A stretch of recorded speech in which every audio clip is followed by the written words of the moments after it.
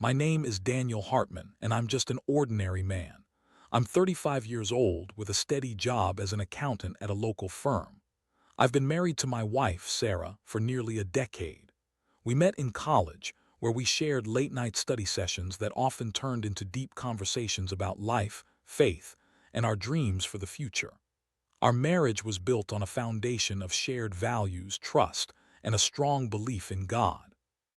Sarah was the light of my life, and I thought we were an inseparable team, navigating the challenges of life together. We were active members of our church, a small but vibrant community in our town. I had always viewed our church as a sanctuary, a place where we could connect with others who shared our beliefs. The priest, Father Michael, had been a guiding figure in our lives. He was charismatic, compassionate, and incredibly devoted to his congregation. I often found solace in his sermons, which spoke to the struggles of everyday life, and I admired the way he connected with the community. Little did I know that the very man I trusted would become the catalyst for my downfall. As I reflect on those days, I can't help but feel a sense of dread creeping into my heart. It was a typical Sunday morning, and the sun shone brightly through the stained glass windows of our church. I had been feeling a bit off that week, an underlying anxiety I couldn't quite place. Sarah had been acting differently too. She seemed more distant, preoccupied with something I couldn't see. I brushed it off as stress from her job as a nurse. We all have our burdens to bear, I thought. But then came the moment that shattered my world. It was a Wednesday evening, and I had decided to stop by the church to prepare for a community event. As I walked through the familiar wooden doors, I heard voices coming from the back room. My heart raced. I assumed it was a meeting of some sort. I crept closer, drawn by the sound of laughter. Peering through the slightly ajar door, I saw Sarah and Father Michael. They were sitting close together, their bodies angled towards one another, laughter spilling into the air like it was a private joke meant only for them. My heart sank as I strained to hear their conversation. It started as innocent chatter, but then I heard it, the soft whisper of something more intimate. My pulse quickened, and I felt the world around me begin to spin. In that moment, a rush of disbelief washed over me, followed by a tide of anger that threatened to engulf me. I stumbled back, retreating into the shadows, my mind racing. The realization crashed over me like a wave. My wife, the woman I loved, was betraying me with the very man I had revered. The air in my lungs felt heavy, as if someone had placed a weight on my chest. I wanted to scream, to confront them right then and there, but I knew I had to hold myself together. I needed to think clearly to understand what this meant for us. As I drove home that night, the darkness outside mirrored the turmoil inside me. I couldn't shake the images of them together. Their laughter, the way she leaned in towards him, the way his eyes sparkled with something I had thought was reserved for me alone. I felt sick to my stomach, anger bubbling beneath the surface, threatening to explode. I had to confront her, but how could I do that without losing my mind? The shock of betrayal settled into a cold, hard anger. I felt like a puppet whose strings had been cut, left to flail helplessly in a world that no longer made sense. I had trusted her, believed in her, and now it felt as though everything I held dear was crumbling around me. I needed answers, but more than that, I craved justice. The thought of revenge began to creep into my mind.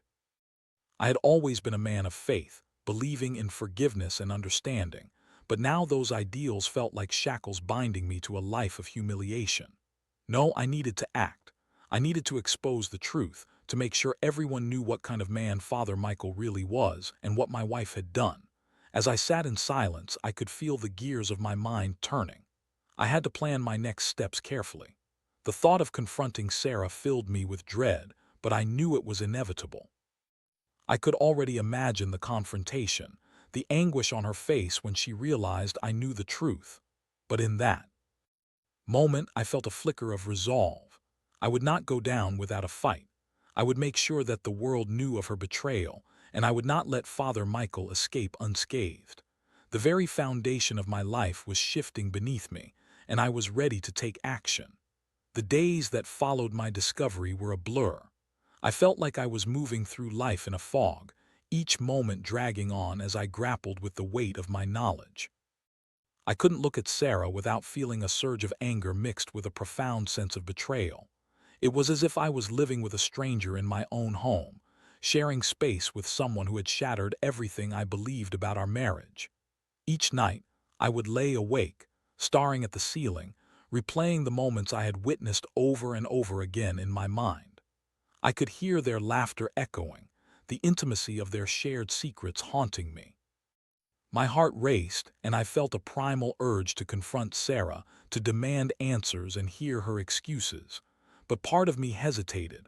I wanted to be sure of my plan before I unleashed the storm that was brewing inside me. I began to gather evidence little by little. I would come home from work and watch Sarah, meticulously noting her behaviors. She had become more evasive, often taking longer to return from her shifts at the hospital, and her phone seemed to occupy her thoughts constantly. I even overheard her on the phone late one night, her voice low and conspiratorial. It made my blood boil, but it also fueled my resolve. One evening I decided to confront her. The tension in the air was palpable as I sat across from her at the dinner table, the flickering candlelight casting shadows on her face. She chatted about her day, but I could barely focus on her words. I felt like I was sitting in a courtroom, waiting for the verdict of my own life. "Sarah," I said, my voice steady but laced with an undercurrent of bravado, "I need to talk to you about something important." Her eyes flicked up to meet mine, a glimmer of concern crossing her features. "What is it, Daniel? You look serious." I took a deep breath, the moment of truth hanging in the air like a noose around my neck. "I know about you and Father Michael." Her expression shifted instantly, the mask of innocence crumbling away. "What do you mean?" she asked, her voice barely above a whisper. "I saw you two together," I said, my anger bubbling to the surface. "I know what's going on. You've been cheating on me with him." The silence that followed was deafening. I could see the panic in her eyes, the realization that her secret was out. "Daniel, please let me explain." I interrupted, my voice rising. "What could you possibly say that would make this okay? You've betrayed me and you've betrayed our faith." Tears welled in her eyes and a look of desperation crossed her face. "I didn't mean for it to happen. It's complicated." I spat, unable to contain my rage. "You call sleeping with our priest complicated? You've broken our vows, Sarah. You've shattered everything we built together." She began to cry, and I felt a flicker of sympathy for her. But it was quickly extinguished by the overwhelming tide of betrayal. I couldn't allow myself to feel sorry for her. She had made her choice, and now I was left to deal with the aftermath. "I want you to leave," I said, my voice cold and resolute. "I can't look at you right now. I need time to think." Her face crumpled and she nodded, tears streaming down her cheeks. "I'm so sorry, Daniel. I never wanted to hurt you."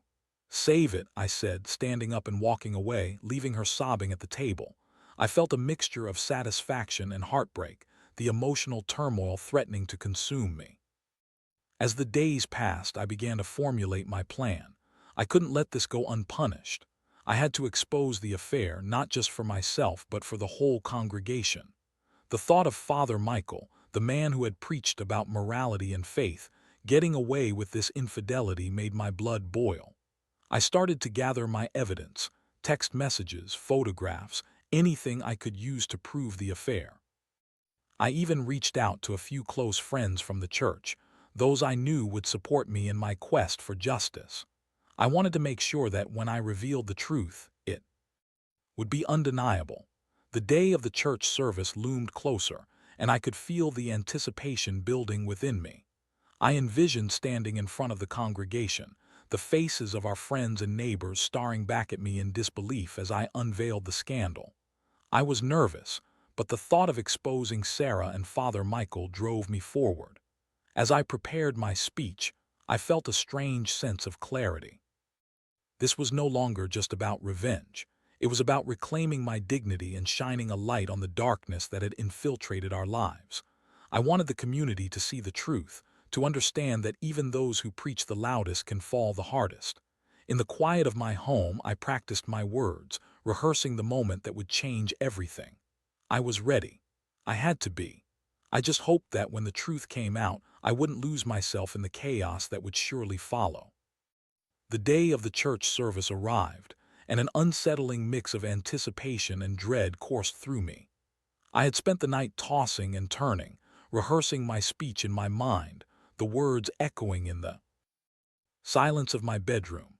I could hardly eat breakfast, my stomach a tight knot of anxiety. I knew I had to stay strong to maintain my composure in front of the congregation, but the weight of what I was about to do felt almost unbearable. As I drove to the church, the familiar streets felt foreign, each turn reminding me of the life I had built with Sarah.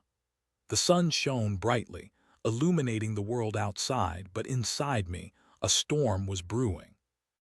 I parked the car and watched as families arrived, chatting and laughing, blissfully unaware of the turmoil that was about to erupt.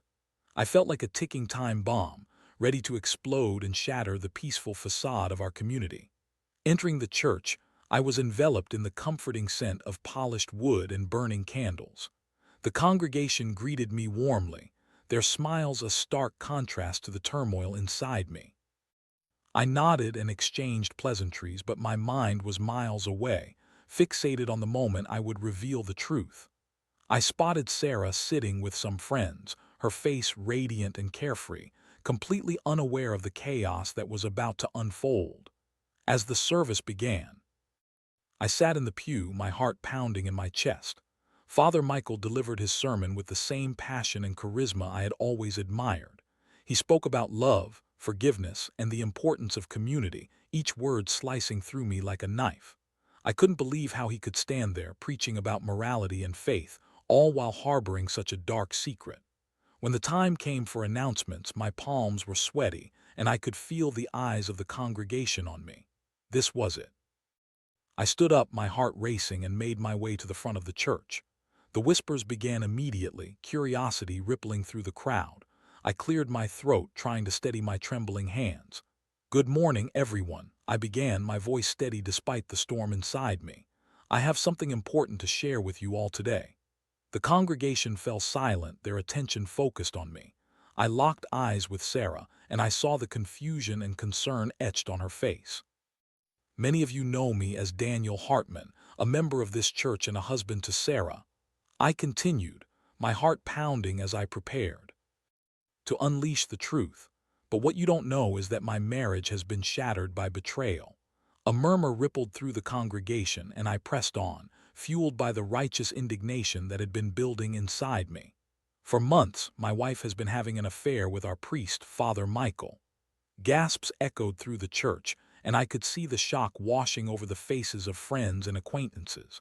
I felt a rush of adrenaline, a sense of power coursing through me. This was the moment I had envisioned, the moment I would expose the truth. While I stood here, trusting both my wife and our priest, they were betraying me behind closed doors. This is not just a personal betrayal, it's a betrayal of our community, our faith, and the very values we hold dear. I took a deep breath, glancing back at Sarah. Her face was pale, and I could see tears welling in her eyes, but I had to push through. I had to make them all understand the gravity of what had happened. "I have evidence of their affair. Texts, photographs, everything you need to know the truth about the man who has been leading us in faith while living a lie." The congregation erupted in whispers, confusion and disbelief hanging heavy in the air. I could feel the weight of their stares, the shock and sympathy flooding in waves. Father Michael stood frozen at the pulpit, his expression a mix of anger and disbelief. "Daniel, please," he finally managed to say, his voice shaky. "This isn't the place for this." But I wasn't backing down. "No, this is exactly the place for it. You've betrayed our trust, and the people in this room deserve to know the truth about the man they've been following." The tension in the air was palpable, thick with disbelief and anger. I could see some members of the congregation shifting uncomfortably in their seats, while others looked visibly upset. I felt a surge of defiance. I was finally taking control of my life, reclaiming my dignity. In that moment, I saw Sarah rise from her seat, her face flushed with humiliation. She approached me, her voice trembling. "Daniel, please, let's talk about this somewhere else." "No, this is exactly where we need to have this conversation," I shouted, my emotions spilling over. The congregation was now fully engaged, their eyes darting between Sarah and me, between the man they had trusted and the husband who felt betrayed. As the chaos unfolded, I could feel the adrenaline coursing through my veins. I was both terrified and exhilarated. This was my moment of truth, and I had to see it through. I had to ensure that neither Sarah nor Father Michael would escape the consequences of their actions. But as I stood there, the weight of the congregation's judgment bearing down on me, I wondered if I had gone too far. Would this revelation destroy not only my marriage but also the community I had once called home? The tension in the church reached a boiling point, and I knew I had to prepare for the fallout. The truth was out, and there would be no going back. The chaos that erupted in the church was unlike anything I had ever experienced. Gasps of disbelief morphed into a cacophony of murmurs and whispers, and the atmosphere felt electric with shock. Faces turned towards me, some filled with sympathy, others with judgment. I could see the disbelief etched on the faces of friends who had known us for years, people who had shared countless moments of joy and sorrow with us. Father Michael stood at the pulpit, his expression a mixture of anger and desperation. "Daniel, this is not the way to handle this. We can discuss this privately," he implored, his voice shaking slightly. But I was beyond reasoning. "No more private discussions, Father. You've hidden behind the pulpit long enough while destroying lives. It's time everyone knows what you truly are." The words spilled out of me, fueled by a mix of rage and vindication. Sarah was still standing beside me, tears streaming down her face. "Please, Daniel, this isn't how it should be. I never meant to hurt you," she pleaded, her voice cracking. "Then why did you do it?" I shot back, unable to contain the hurt and anger that surged through me. "You chose him over me, over our vows." A few congregants rose from their seats, some appearing to comfort Sarah while others seemed to support me. I could feel the divide forming in the room, a palpable tension that mirrored the turmoil in my heart. I had thought exposing the truth would bring me relief, but instead it only deepened my sense of loss. As the congregation buzzed with confusion, I took a moment to collect my thoughts. I had prepared for this confrontation, but nothing could have readied me for the raw emotions swirling around me. I glanced around the room, searching for familiar faces, friends who had stood by us through thick and thin. Now they were caught in the crossfire of my devastation. "Is this true?" A voice called out from the back, breaking through the noise. It was Tom, one of the elders of the church. "Is what Daniel is saying true, Michael?" Father Michael hesitated, and in that moment I saw a crack in his facade. He turned to the congregation, his voice steady but strained. "I'm not denying that I care for Sarah, but it's not what you think. We've shared a connection that is purely spiritual." "Spiritual?" I scoffed, my anger boiling over again. "You've betrayed your vows as a priest and my vows as a husband. This isn't about spirituality, it's about deceit." The murmurs grew louder, and I could see the congregation beginning to turn against him. I felt a surge of power, but it was quickly tempered by the reality of what I was doing. I was tearing apart the very fabric of our community, and for a moment doubt crept in. "Daniel, please," Sarah cried, her voice filled with desperation. "Let's talk about this later. We can work through this together." "Work through what?" I shot back, my voice rising again. "There's nothing to work through. You've made your choice." The tension escalated, and I could see members of the congregation exchanging glances, some looking at me with sympathy, others with uncertainty about what to believe. The atmosphere in the church had shifted from shock to chaos, and I realized that I was standing at the center of a storm I had created. "Enough!" Tom's voice boomed, cutting through the noise. "This isn't the time or place for this. We need to have a discussion, but it shouldn't be in front of the entire congregation." "Why not?" I challenged, my voice steady. "Why should I hide the truth? The people here deserve to know who they're putting their faith in." Tom took a step forward, his expression stern. "You need to think about the repercussions of your actions, Daniel. This could destroy lives." "I'm already living in a nightmare," I shot back, my voice filled with anguish. "What about my life, my marriage? This is about justice, and I refuse to let them get away with it." The room fell silent, the weight of my words hanging heavily in the air. I could see the faces of my friends, the disbelief turning into concern. I felt a moment of clarity amid the chaos. This was about more than just revenge. It was about standing up for myself and reclaiming my dignity. "Daniel," Sarah's voice broke through my thoughts, softer now, filled with a mix of pleading and regret. "I never wanted to hurt you. I made a mistake and I'm so sorry. I can't believe you would choose him over our life together, I replied, my voice wavering slightly. You've betrayed me in the worst way possible. As I looked at her, I felt a pang of sorrow. The woman I had loved, the woman I had built a life with, was standing before me, but she was no longer the person I thought she was. The betrayal felt like a knife twisting in my gut, but I knew I couldn't allow myself to be weak. Tom, you're right, I finally said, taking a deep breath. This isn't the place for this, but I won't let this go. I will make sure everyone knows the truth. The congregation remained silent, the tension still thick in the air. I turned to leave, feeling the weight of their stares on my back. I had exposed a scandal, but I knew this was merely the beginning. The fallout would be significant, and I was prepared to face whatever consequences awaited me. As I stepped outside, the sunlight hit me like a wave, a stark contrast to the darkness I felt inside.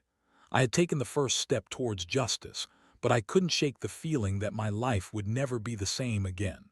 The battle was far from over, and I was ready to fight. The aftermath of that Sunday service was a whirlwind of emotions and chaos. I had expected shock, anger, and even some support, but nothing could have prepared me for the fallout that ensued. As I stepped out of the church, I felt liberated yet burdened by the weight of my actions. I had exposed the truth, but at what cost? The following days were a blur of phone calls, messages, and conversations that ranged from sympathetic to accusatory. Some church members reached out to express their support, while others were torn between siding with Sarah and Father Michael or standing by me. I felt like I was living in a reality show, the drama unfolding around me, and I was merely a spectator in my own life. Sarah moved out that very afternoon, her last-minute packing filled with tears and half-hearted apologies. I had seen her as a loving partner, and now she was just a stranger, a person I once trusted who had shattered my world. Watching her leave was both a relief and a heartbreak. I felt an emptiness that I couldn't quite articulate, a loss that went beyond the betrayal. I had lost the life I thought I had, the future I envisioned with her. Father Michael, on the other hand, had become a pariah overnight. The congregation was in an uproar, and whispers of scandal filled the air. Many were outraged, demanding answers from him, while others were skeptical of my claims. I had become both the hero and the villain in this twisted narrative. I spent the following week in a haze, trying to process everything. I found myself aimlessly wandering the streets, seeking solace in familiar places that now felt foreign. I visited the park where Sarah and I used to take long walks, reminiscing about the laughter we shared. Now, it was a painful reminder of what I had lost. Friends reached out to offer their support, but I often found myself deflecting their kindness. I didn't want pity, I just wanted my life back. The church held an emergency meeting to address the scandal, and I was invited to speak. I knew this would be my chance to share my side of the story, to ensure that my truth was heard. As I prepared for that meeting, I felt a mix of anxiety and determination. I was no longer just a husband seeking revenge. I was a man standing up for justice, for the integrity of our community. On the night of the meeting, the church was packed. I entered the sanctuary and felt the weight of 100 eyes on me. The air was thick with tension, and I could see the divided factions within the congregation. Some were supportive, their faces filled with empathy, while others looked at me with disdain, believing I had overstepped my bounds. Tom, the elder who had tried to calm the situation during the service, led the meeting. He spoke about the importance of community and forgiveness, but I could sense the underlying anxiety. He was trying to hold us together, but the cracks were evident.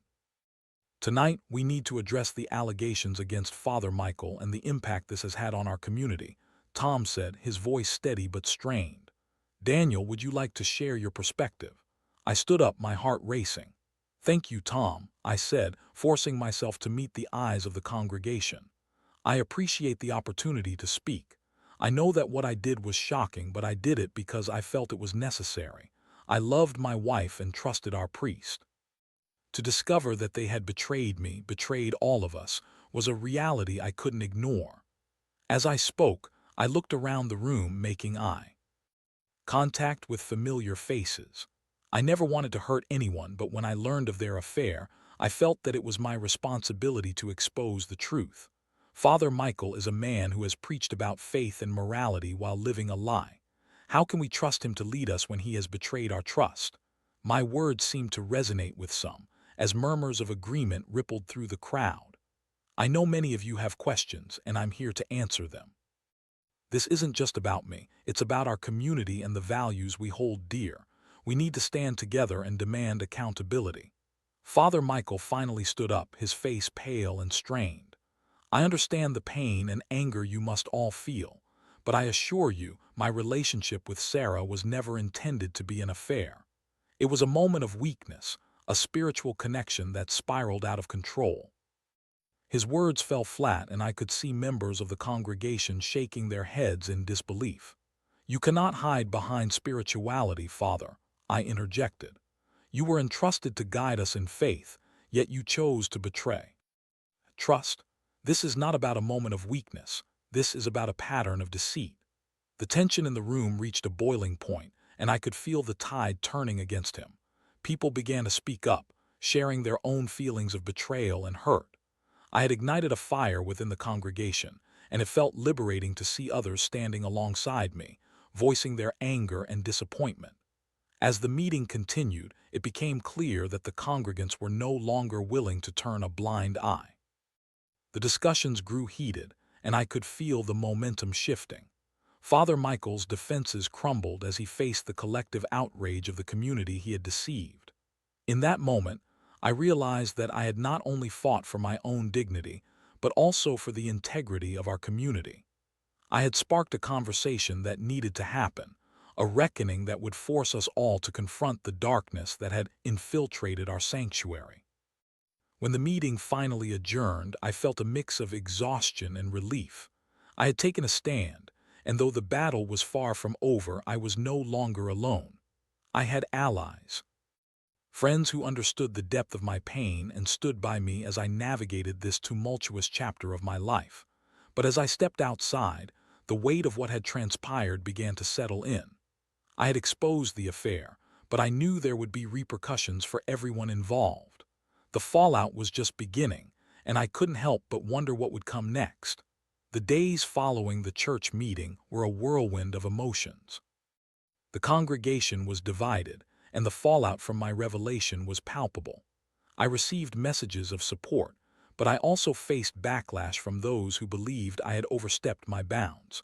Father Michael's once respected position in the community had come crumbling down, and I knew that the repercussions would extend far beyond just him and Sarah. In the week following the meeting, Father Michael resigned from his position. The church issued a statement acknowledging the scandal, and it felt surreal to see his name associated with such disgrace. I had never wanted to see him fall from grace, but the anger I felt was still raw. I couldn't shake the feeling that I had played a part in dismantling the very foundation of our community. As for Sarah, she had moved in with a friend temporarily, but I could sense she was struggling. We had exchanged a few messages, but each one felt like a reminder of the life we had lost. I wanted to hate her for what she had done, but deep down, I still cared for the woman I had once loved. The emotional turmoil was exhausting, and I found myself grappling with conflicting feelings of anger, sadness, and longing. One evening, as I sat alone in my living room, I received a call from Sarah. My heart raced as I hesitated before answering. "Daniel," she said, her voice trembling, "can we talk?" I had been dreading this moment, yet I knew I couldn't avoid it forever. "Where do you want to meet?" I asked, trying to keep my tone neutral. "Can we just meet at the park, please?" The park was our place where we had shared countless memories. I agreed, and as I drove there, I felt a mix of apprehension and nostalgia. What would she say? Would she try to justify her actions again, or was she ready to confront the reality of what had happened? When I arrived, I spotted her sitting on a bench, her head bowed. The sight of her brought back a flood of memories, happy moments, laughter, and love, but they were now overshadowed by the betrayal that had shattered everything. "Hey," I said softly as I approached. "Hey," she replied, her voice barely above a whisper. She looked up at me, and I could see the pain etched on her face. "I've missed you, Daniel." "I've missed who I thought you were," I replied, my voice firm but not unkind. "What do you want to say?" I want to apologize. I know that words can't fix what I've done, but I need you to know how deeply sorry I am." Her eyes filled with tears, and for a moment I felt the wall I had built around my heart begin to crack. "Sorry doesn't change anything, Sarah," I said, trying to hold on to my anger. "You made a choice. You chose him over our marriage." "I know," she said, her voice breaking. "I was lost and I didn't know how to handle my feelings. I never wanted to hurt you, but I did. I hurt you more than I can ever express." I took a deep breath, trying to process her words. "You've shattered my trust. I don't know how to move forward from this." "I understand," she said, her voice filled with desperation. "I'm not asking you to forgive me right now. I just want you to know that I regret everything. I've been doing a lot of thinking, and I'm trying to figure out who I am without you." Her vulnerability struck a chord within me. I had spent so much time focusing on my pain that I hadn't considered her struggle. "What do you want, Sarah?" I asked, my voice softer now. "I want to make things right, but I know I can't expect you to take me back. I just want to be honest about my feelings and my mistakes. I don't want to lose you completely." The sincerity in her voice tugged at my heart. I could see that she was genuinely remorseful, but the scars of betrayal still ran deep. "I don't know if I can ever trust you again," I admitted. "It's going to take time for me to heal." "I understand," she said, wiping the tears from her cheeks. "I just want you to know that I'm here and I'm willing to do whatever it takes to earn back your trust, even if it takes years." The conversation lingered in the air, heavy with unspoken words. I wanted to believe her, to hope for some semblance of a future together, but the reality of our situation loomed large. "I need time, Sarah. I can't promise anything right now." "I know," she replied, her voice filled with a mixture of resignation and hope. "I'll give you all the time you need. Just know that I'm here." As we parted ways that evening, I felt a sense of closure, albeit a fragile one. The path ahead was uncertain, filled with challenges and heartache, but at least we had begun to communicate again. In the weeks that followed, the church began to heal, albeit slowly. The congregation came together to support one another, and I found solace in the friendships I had forged. I started attending therapy, which helped me process the betrayal and the whirlwind of emotions that followed. Though I still felt the sting of loss, I also felt a sense of empowerment. I had taken a stand for myself, exposed the truth, and reclaimed my dignity. I was learning to navigate my new reality, one day at a time, and slowly I felt hope creeping back into my life. As for Sarah, she reached out periodically, checking in and respecting my space. There were no grand gestures or desperate attempts to win me back, just a quiet understanding that we both needed time to heal. I realized that healing would be a journey, one that required patience and forgiveness, both for myself and for her. The road ahead was uncertain, but I was ready to face whatever came next. I had survived the storm, and now it was time to rebuild. In the end, I learned that sometimes the path to healing is not a straight line, but a winding road filled with twists and turns. I had emerged from the darkness stronger, more resilient, and ready to embrace whatever the future held for me. And as I took my first steps toward that uncertain future, I knew that I would carry the lessons of this experience with me, forever changed but not defeated. The journey was just beginning.